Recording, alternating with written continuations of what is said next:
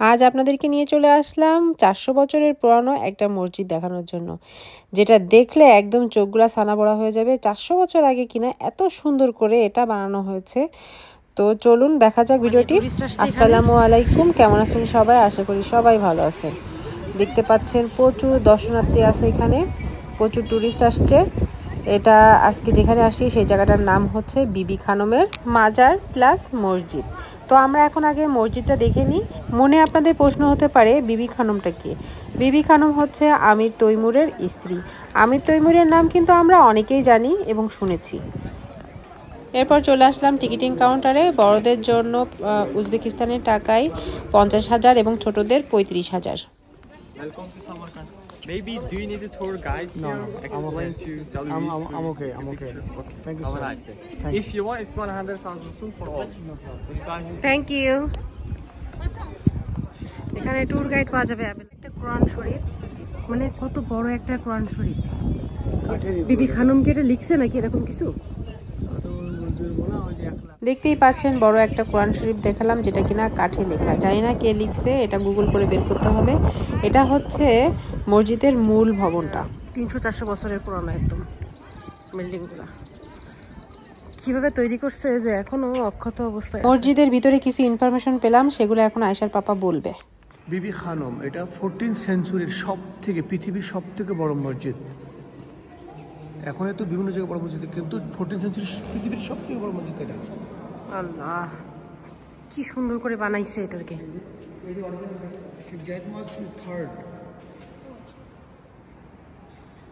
But it once আয়েশার ধারণা শেখ জায়েদ মসজিদ হচ্ছে সব থেকে বড় মসজিদ ওয়ার্ল্ডের। তো আয়েশার পাপা আবার বলে দিচ্ছে শেখ জায়েদ মসজিদ হচ্ছে পুরো বিশ্বের নাম্বার 3-তে আছে সব থেকে বড় মসজিদের দিক থেকে।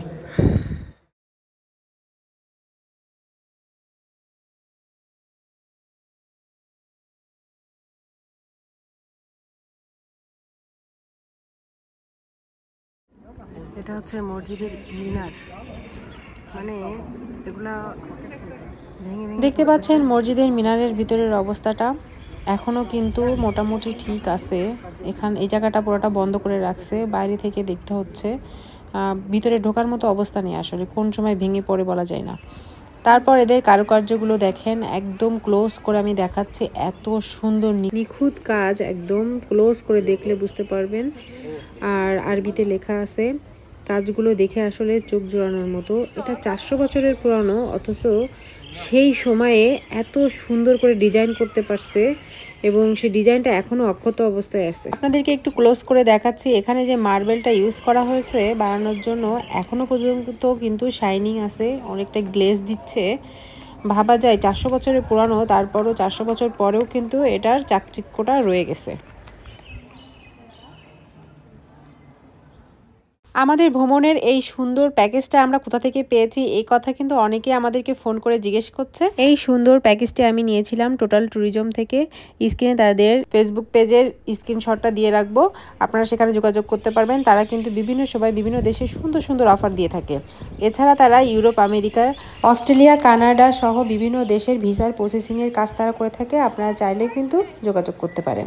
আর হ্যাঁ, ওনাদের ফেসবুক পেজটা ফলো করতে ভুলবেন না, তাহলে কিন্তু সুন্দর সুন্দর অফারের নোটিফিকেশন আপনার কাছে অনায়াসে পৌঁছে যাবে। আয়েশার পাপা এটাই বলছিল যে এটা মডিফাই করা হয়েছে, কারণ অনেক বছরের পুরানো। এখানে কিছু কিছু জায়গা দেখি যে ভাঙার মতো অবস্থা, মানে ভেঙে ভেঙে গেছে। তো এখানে টুকটাক কাজকর্ম করা হয়েছে, যেহেতু ট্যুরিস্ট আসে সবসময়। এইখানে যে পাথরগুলো আছে, এই পাথরগুলোই দেখানো হয়েছে যে বিল্ডিং করার সময় এগুলি ইউজ করা হয়েছে। তারও কিছু অংশ এখানে সংরক্ষণ করে রাখা হয়েছে দর্শনার্থীদের দেখানোর জন্য। ভিডিওতে আসলে ঠিকমতো বোঝা যাচ্ছে কিনা জানি না, বিল্ডিংটা কিন্তু অনেক উঁচা। সেই সময় এত বড় উঁচা বিল্ডিং কেমনে বানাইলো, আসলে এটা ভাববার বিষয়।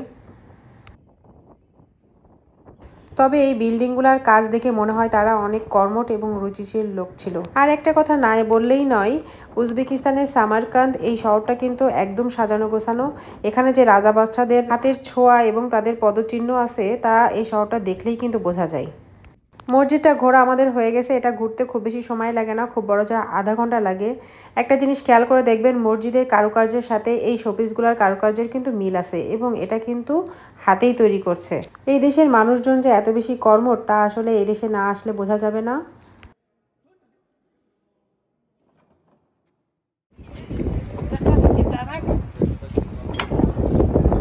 আজকের মতো ভিডিওটি শেষ করছি। আশা করি ভিডিওটি ভালো লাগছে। সবাই ভালো থাকবেন আর পেজটি ফলো করে রাখবেন। সবাইকে আল্লাহ হাফেজ।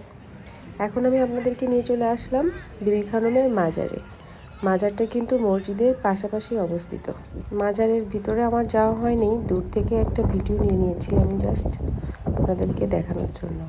আমাদের হোটেলের নিচে একটা টয় শপ ছিল, তো আমি যখন ঢুকি এই টয় শপটাতে তখন দেখি এক মুরব্বি, মানে 70-80 বছর হবে ওনার বয়স, উনি কাউন্টারে বসে আছে, এই শপটার কাউন্টারে বসে আছে। ভাবা যায়, আর আমরা এই বয়স তো কল্পনাই করে নিই, এখনই আমরা অসুস্থ হয়ে যাই, এই সমস্যা সেই সমস্যা। আর এই দেশের লোক কত কর্মঠ।